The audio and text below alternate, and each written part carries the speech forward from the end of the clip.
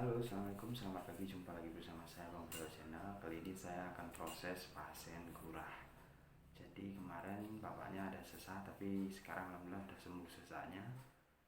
Jadi sekarang kita proses untuk gurah biar keluar lendir-lendirnya.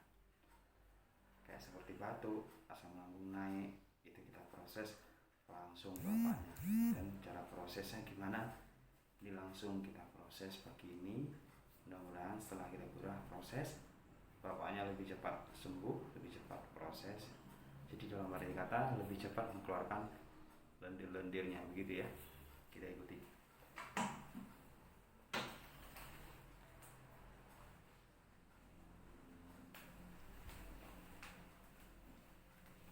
Jadi ini minyak herbal stick sekali gurah ini satu.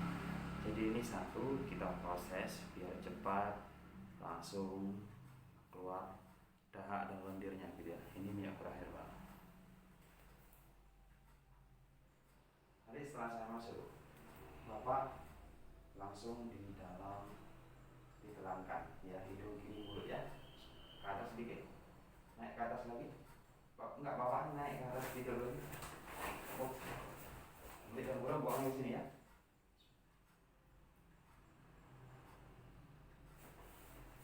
Tahan dulu Pak, tahan dulu, nggak boleh, tahan dulu. Tahan dulu, mulutnya buka. Mulutnya buka. Tunggu, buang aja. Lagi. Buang aja, sekerasnya.